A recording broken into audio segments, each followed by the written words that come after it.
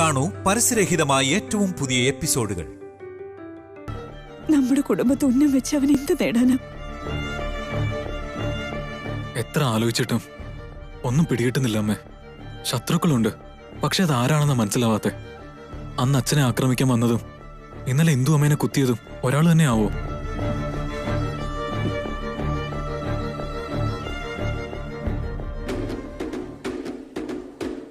ഇത് ഇത്ര വലിയ ചർച്ചാ വിഷയമാക്കേണ്ടതുണ്ടോ? ഇനി ആർക്കും ഒന്നും പിടികിട്ടുന്നില്ലേ? കുത്താൻ വന്നത് ആരാന്ന് എനിക്കറിയാം.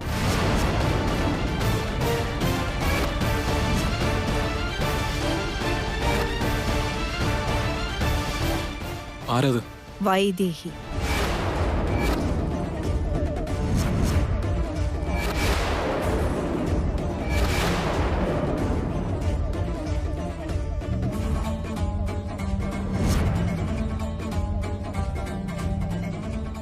ഊർമിളേ, നിന്റെ തലയ്ക്ക് സ്ഥിരതയില്ലാണ്ടായോ? ഞാൻ പറഞ്ഞത് സത്യമാണമ്മേ. കുറച്ച് പുറകോട്ടൊന്ന് ചിന്തിച്ചു നോക്കിയമ്മേ. ഞാൻ ഈ വീട്ടിലേക്ക് മരുമകളായി കേറി വന്ന സമയത്ത് ഇവിടെ ഇങ്ങനെ എന്തെങ്കിലും ഒരു ചെറിയ സംഭവമെങ്കിലും ഉണ്ടായിട്ടുണ്ടോ? പക്ഷേ നിങ്ങളുടെ ഇളയ മരുമോള് ഇവിടെ തൃപ്പാദങ്ങൾ എടുത്ത് വെച്ചപ്പോ തൊട്ടെല്ലാം പ്രശ്നങ്ങളാണ്.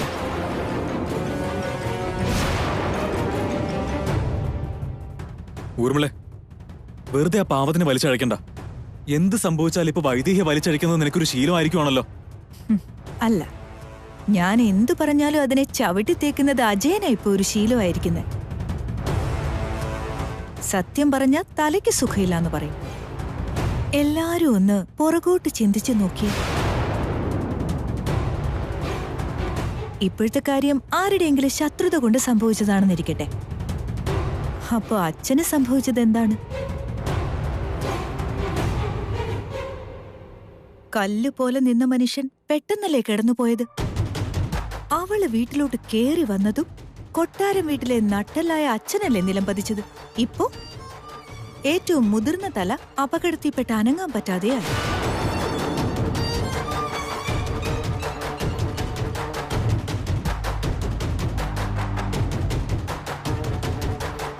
കുടുംബത്തിലെ പെൺകുട്ടി കണ്ണീര് പൊഴിക്കുന്ന വീട്ടിൽ ഒരിക്കലും സന്തോഷമുണ്ടാവില്ല ദശരഥ.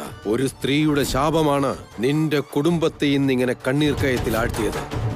അങ്ങനെയല്ല മോളെ, അവനവന്റെ കർമ്മഫലമാണ് ഓരോരുത്തരും അനുഭവിച്ചു കൂട്ടുന്നത്. അതനുഭവിച്ചേ മതിയാകൂ. മറ്റൊരാളെ അതിന്റെ പേരിൽ നിന്ദിച്ചിട്ട് കാര്യവുമില്ല.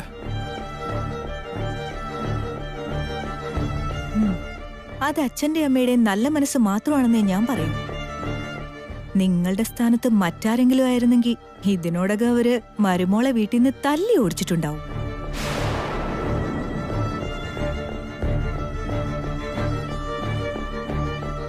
സത്യത്തില് നിങ്ങളുടെ രണ്ടുപേരുടെ നല്ല മനസ്സുകൊണ്ടാണല്ലോ അനാഥയാണെന്ന് മനസ്സിലായിട്ടും അവളെ സ്വീകരിക്കാൻ തയ്യാറായത്. അതുകൊണ്ടുണ്ടാകുന്നതല്ലേ ഈ അനിഷ്ടങ്ങളെല്ലാം. ഊർമിളെ, നിർത്ത്. വൈദേഹി അനാഥയെന്ന് വിശേഷിപ്പിക്കരുതെന്ന് എത്ര പ്രാവശ്യം പറഞ്ഞിട്ടുണ്ട്. കല്യാണം കഴിഞ്ഞപ്പോ തൊട്ട് നമ്മൾ എല്ലാവരും ഉണ്ട്. ഇനി എങ്ങനെ അവൾ അനാഥയാവും? അജയൻ എന്റെ വാക്കുകളെ നിന്ദിക്കാനേ അറിയൂ, അല്ലാതെ ഞാൻ പറഞ്ഞത് മനസ്സിലാക്കാനുള്ള കഴിവില്ല. കാർന്നോമാരെ ഒരു ബന്ധം കൂടുന്നതിന് മുമ്പ് അങ്ങോട്ട് 7 തലമുറ ഇങ്ങോട്ട് 7 തലമുറ എന്തിനാ പരിശോധിക്കാൻ പറയുന്ന? ഇതിനൊക്കെ വേണ്ടിയാ. ഇതിലൊരു തലമുറ തലതെറിച്ചതാണെങ്കിൽ ആ പാപം മുഴുവൻ ശാപമായി മാറി ഇങ്ങനെ നമ്മുടെ തലയിലിരിക്കും.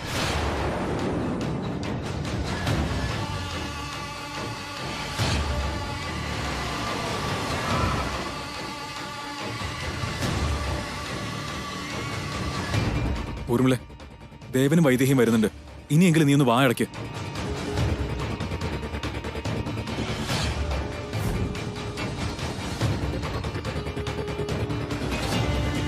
നല്ലതായാലും ചീത്തയായാൽ എല്ലാം കഴിഞ്ഞതിന് ശേഷം നമ്മൾ അതിനെപ്പറ്റി പറഞ്ഞിട്ട് എന്ത് കാര്യമുണ്ട്? അമ്മ ഒരു കുഴപ്പമില്ലാതെ വീട്ടിൽ തിരിച്ചെത്തിയാൽ മതി. അതിനുശേഷം വേണം ഇതിന്റെ പിന്നിൽ ആരാണെന്ന് കണ്ടെത്താൻ. ദേവ, അമ്മയ്ക്ക് എങ്ങനെയുണ്ട് മോനെ? കുഴപ്പമൊന്നുമില്ല അച്ഛാ, സംസാരിക്കാൻ പറ്റുന്നില്ലെന്നേ ഉള്ളൂ. പക്ഷേ ചികിത്സയോട് റെസ്പോണ്ട് ചെയ്ത് തുടങ്ങിയെന്നാ ഡോക്ടർ പറഞ്ഞേ.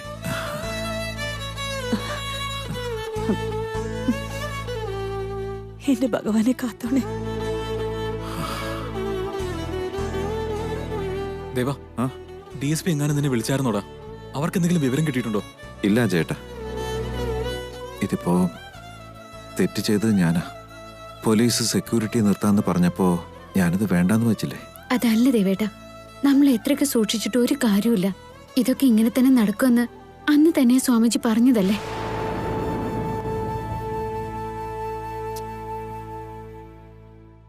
ഞാൻ അച്ഛനോടൊരു കാര്യം പറയാൻ വിട്ടുപോയി. അന്ന് നമ്മുടെ വീട്ടിൽ വന്നിട്ട് ഇതൊക്കെ പറഞ്ഞിട്ട് പോയ സ്വാമിജിയെ ഞാൻ ഹോസ്പിറ്റലിൽ വെച്ച് വീണ്ടും കണ്ടിരുന്നു.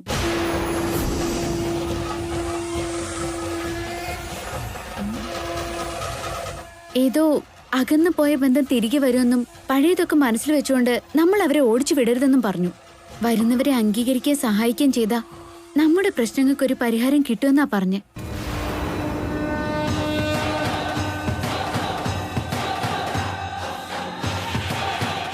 മോൾ എന്താ ഇപ്പൊ പറഞ്ഞത്? അകന്നു പോയ ബന്ധം തിരികെ വരുമെന്ന് പറഞ്ഞോ? പറഞ്ഞു വെച്ചാ അങ്ങനെ ആരെങ്കിലും നമുക്കുണ്ടോ? ഉണ്ടെങ്കിൽ നമുക്ക് ഇന്ന് കൂട്ടിക്കൊണ്ടുവരാം. വേണ്ടതെല്ലാം ചെയ്തു കൊടുക്കാം. ആ സ്നേഹവും അംഗീകാരവുമാണ് നമ്മുടെ പ്രശ്നങ്ങൾക്ക് പരിഹാരം. എങ്കിൽ പിന്നെ അതിനെ അവഗണിക്കുന്നതല്ലേ നമ്മൾ ചെയ്യുന്ന ഏറ്റവും വലിയ തെറ്റ്.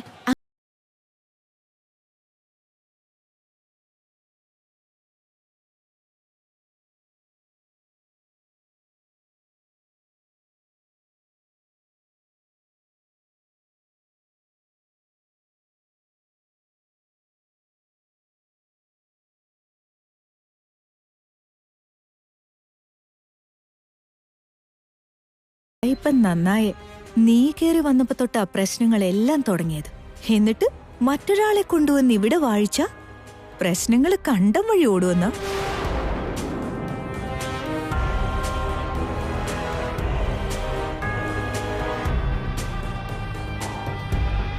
ഏട്ടത്തി, സൂക്ഷിച്ച് സംസാരിച്ച ഏട്ടത്തിക്ക് കൊള്ളാം. അങ്ങനെ ഈ കുടുംബത്തിൽ ഒരാൾ കാലെടുത്ത് വെച്ചതുകൊണ്ട് പ്രശ്നങ്ങൾ തുടങ്ങിയെന്നുണ്ടെങ്കിൽ ഏട്ടത്തി വന്നതിന് ശേഷമാണല്ലോ ഏട്ടന്റെ കാല് തളർന്നു പോയത്. അങ്ങനെയാവുമ്പോ അതിന്റെ കാരണം ഏട്ടത്തി ആവുമല്ലോ.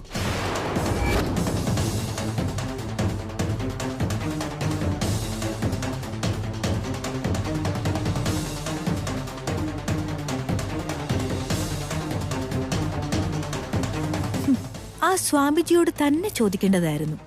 ആരെന്തിന് കാരണമായെന്നുള്ളത് അയാൾ തന്നെ പറഞ്ഞേനെ. അല്ലെങ്കിൽ തന്നെ ആരോ സ്വാമിജി പറഞ്ഞെന്ന് കരുതി പറയുന്നവർക്കെങ്കിലും ബുദ്ധി ഉണ്ടാവണം. അല്ലെങ്കിൽ കേൾക്കുന്ന നമ്മുടെ തലയ്ക്ക് ഓളമായിരിക്കണം. ഊർമിളെ, നീ ഒന്ന് നിർത്ത്. വൈദേഹി പറഞ്ഞാലും കാര്യമുണ്ട്.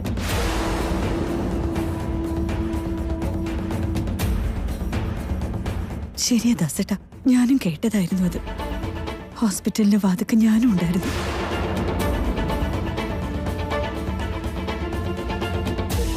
അപ്പോ അകന്നുപോയ എന്റെ അനുജത്തെ തിരിച്ചെന്റെ അടുത്തേക്ക് തന്നെ വരുമെന്നാണോ? അകന്നുപോയ ബന്ധം എന്റെ അനുജത്തി മാത്രമാണ്. എന്റെ ശാന്തമ്മ, അവള് വരുന്നത് സന്തോഷമുള്ള കാര്യമല്ലേ? സ്നേഹത്തോടെ മാത്രമല്ല, ജീവന് തുല്യമായി ഞാൻ നോക്കും.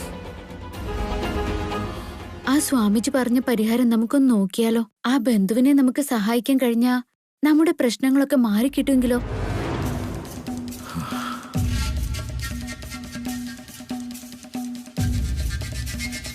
നമ്മൾ ഈ നകന്നുപോയ നമ്മുടെ കുടുംബത്തിൽപ്പെട്ട അങ്ങനെ ആരെങ്കിലും ഉണ്ടോ ശരിക്കും?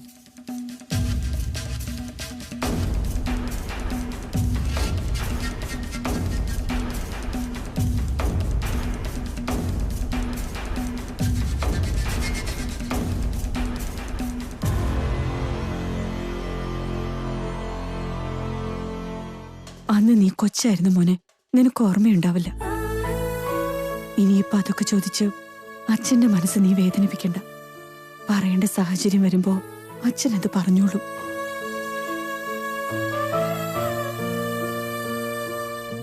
അയ്യോടാ, ഈ കുടുംബത്തില് കൺമുമ്പിലുള്ള കാഴ്ചകളേക്കാൾ കൂടുതൽ കാണാത്ത കാഴ്ചകളും കേൾക്കാത്ത കഥകളും ഒത്തിരി ഉണ്ടെന്ന് തോന്നുന്നു.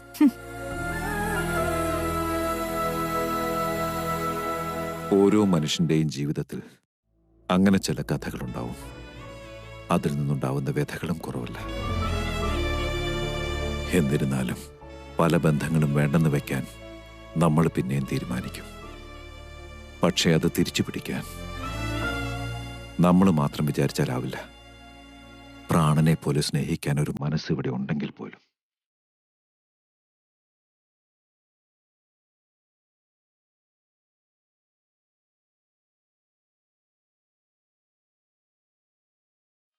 എന്താ ഈ സംഭവം? അച്ഛനെ ആരെക്കുറിച്ചാ പറയുന്നതെന്ന് മനസ്സിലാവുന്നില്ല.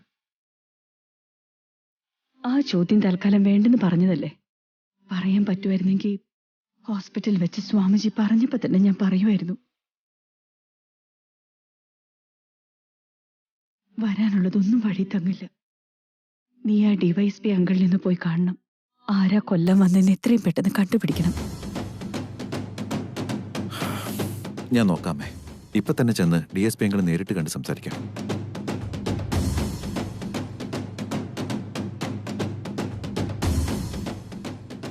അച്ഛൻ പറഞ്ഞത് കേൾക്കുമ്പോ സ്വാമിജി പറഞ്ഞതൊക്കെ സത്യാന്ന് തോന്നുന്നു. അകന്നു പോയ ബന്ധു ആരായിരിക്കും?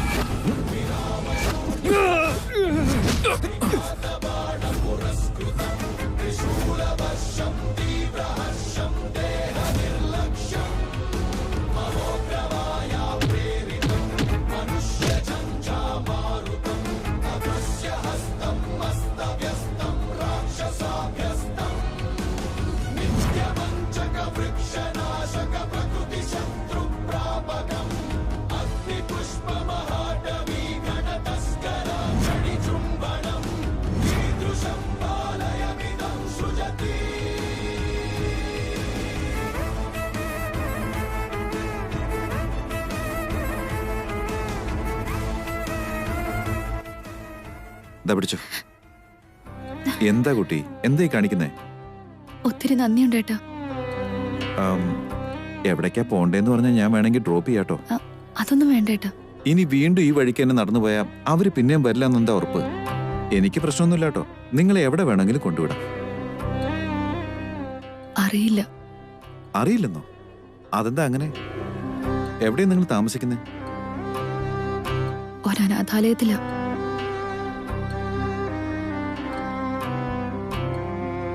എന്നുവെച്ചാ നിങ്ങൾക്ക് ആരും ഇല്ലെന്നാണോ പറയുന്നേ? എന്ന് ചോദിച്ചാ ഇല്ല, ഉണ്ടോന്ന് ചോദിച്ചാ ഉണ്ട്. ഇപ്പതാ ചേട്ടൻ വന്നില്ലേ എന്നെ രക്ഷിക്കാൻ. ഓരോ സമയത്തും ദൈവം ഇങ്ങനെ ആരെങ്കിലുമൊക്കെ അയക്കും. അവരാണ് എന്റെ ബന്ധുക്കൾ.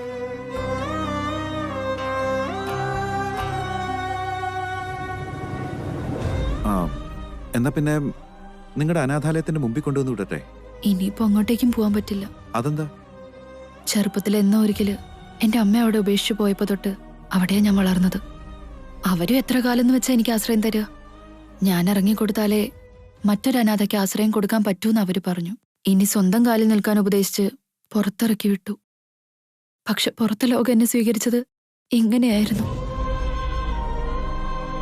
ലോകം മൊത്തം ചീത്തയാണെന്ന് ഞാൻ കരുതുന്നില്ല. ചേട്ടനെ പോലെ നല്ലവരിവിടെ ഉണ്ടെന്ന് മനസ്സിലായി. എവിടെയെങ്കിലും ഒരു മൂലയ്ക്ക് എനിക്കൊരു സ്ഥലം കിട്ടില്ലേ? ആ ദൈവം എനിക്ക് എന്തെങ്കിലും ഒരു വഴി കാണിച്ചു തരാതിരിക്കില്ല. ഇത്തവണ എന്നെ രക്ഷിച്ച ചേട്ടന് താങ്ക്സ് എ ലോട്ട്. ഞാൻ പോയിട്ട് വരാം. അവിടെ നിൽക്കേ. ജീവിക്കാനൊരു മാർഗമാണെങ്കിൽ ഇനി വേറെ സ്ഥലത്ത് പോയി അന്വേഷിക്കേണ്ട ആവശ്യമില്ല. ഇതുപോലത്തെ അവസ്ഥ ചെന്ന് ചാടുകയും വേണ്ട. ഞങ്ങൾക്കൊരു ട്രസ്റ്റുണ്ട്. അതിലൂടെ ഞങ്ങൾ ഒരുപാട് സേവന കർമ്മങ്ങൾ ചെയ്തുകൊണ്ടിരിക്കുകയപ്പോൾ അന്നദാനമുണ്ട്. അതുപോലെ ആരുമില്ലാത്തവരെ സഹായിക്കുന്നതിനായിട്ട് അനാഥാലയങ്ങളുണ്ട്. നിങ്ങൾക്ക് വേണമെങ്കിൽ അവിടെ നിൽക്കാൻ പറ്റും. അറിയാവുന്ന ജോലിയൊക്കെ ചെയ്ത് ഞങ്ങളുടെ സേവന കർമ്മങ്ങളിലും പങ്കെടുക്കാൻ പറ്റും. അങ്ങനെ ഒരു അവസരം എനിക്ക് തരാൻ ചേട്ടനെ കൊണ്ട് പറ്റുമോ? നിങ്ങൾക്ക് പൂർണ്ണ സമ്മതമാണെങ്കിൽ നോക്കാം. ശരി, ഞാൻ കൂടെ വരാം. എന്നാ വാ, വണ്ടി കയറ്.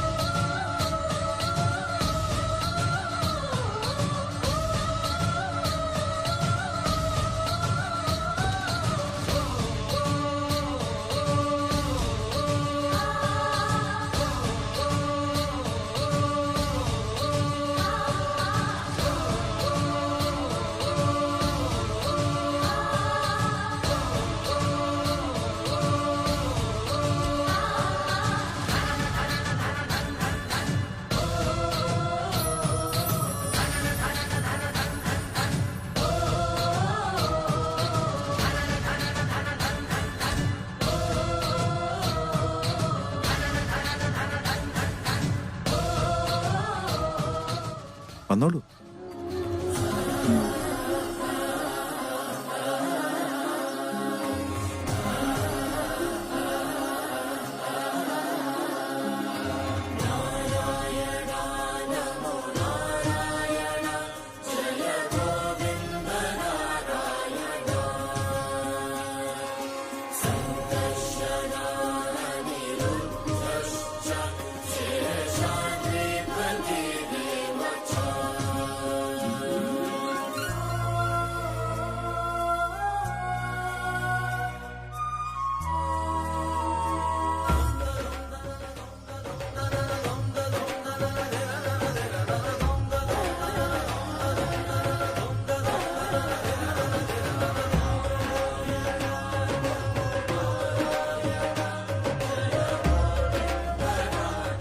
അമ്മേ,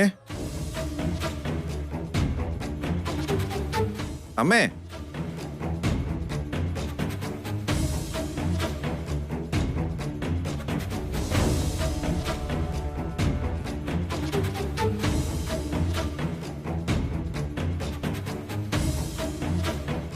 അമ്മേ, ഇത്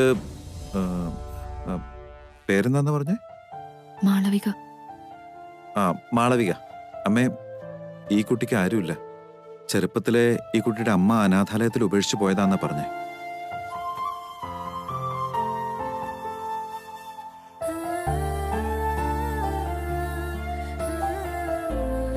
പാവം, കുറെ റൗഡികൾ ഇവിടെ ഇട്ട് ഓടിച്ചോണ്ടിരിക്കുകയായിരുന്നു.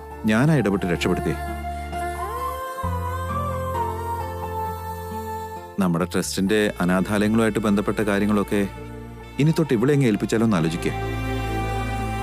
ഇന്ന് ഒരു ദിവസത്തേക്ക് ഇവിടെ നിൽക്കട്ടെ, നാളെ ഏതെങ്കിലും ഹോസ്റ്റലിലാക്കാം.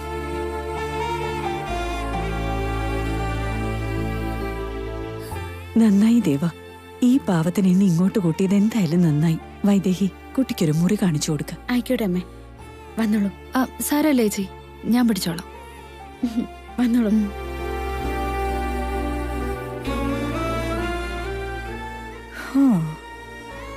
രാത്രി കയറി വന്ന് കാലത്തെഴുന്നേറ്റ് പോകുന്ന കഥാപാത്രം അല്ലല്ലോ ഇത്. ഇളയ മരുമോൾ അനാഥ, കൂട്ടിന് ദീപം മറ്റൊരു അനാഥയും കൂടി. കൊട്ടാരം വീട് പയ്യെ പയ്യെ അനാഥാലയാവോ എന്തോ.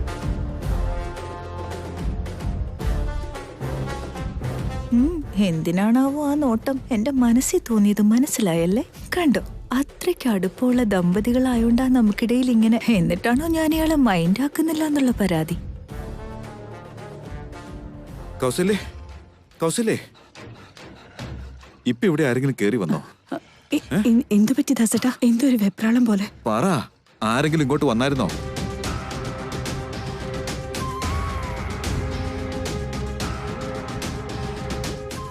വന്നിരുന്നു ദാസേട്ടാ.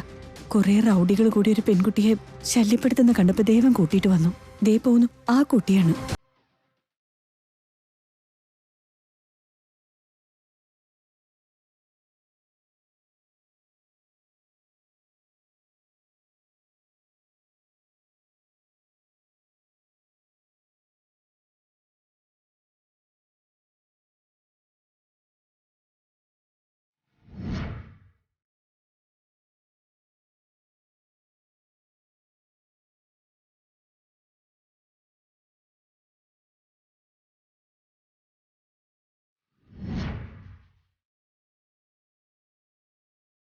ഇതെന്താ, ആര് വന്നാലും എന്റെ ശാന്തമ്മ വന്ന പോലെ ഒരു തോന്നലാണല്ലോ. ഇതുപോലെ ഒരിക്കലും എന്റെ അനുജത്തി ഒരു നാൾ ഈ വീട്ടിലേക്ക് കയറി വന്നിരുന്നെങ്കിൽ.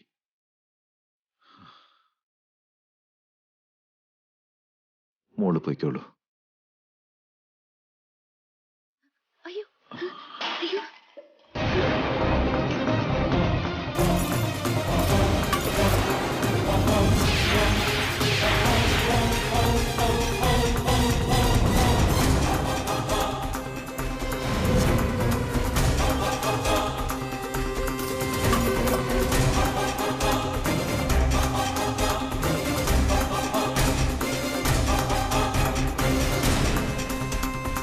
അയ്യോ ക്ഷമിക്കണം, പഴയ പെട്ടി ആയതുകൊണ്ട് കൊളുത്തൂരിപ്പോയി. ഒരു കുഴപ്പമില്ല മോളെ, നീ അതൊക്കെ എടുത്തു വെച്ച് റൂമിലേക്ക് പൊക്കോളൂ.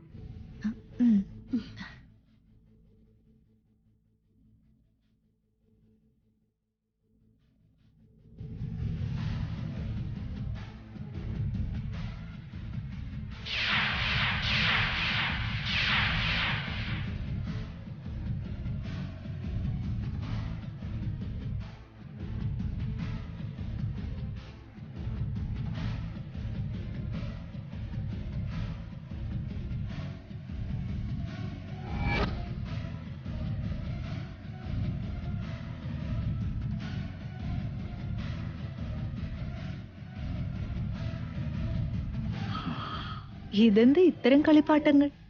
ഇപ്പോഴും കൊച്ചുകുട്ടികളെ പോലെ പാവകളെ വെച്ച് കളിക്കുക? അയ്യോ അങ്ങനെയൊന്നുമില്ല, അത് ചെറുപ്പത്തിൽ എന്റെ അമ്മ തന്നതാ. അമ്മയുടെ ഓർമ്മയ്ക്കായി സൂക്ഷിച്ചിരിക്കുക.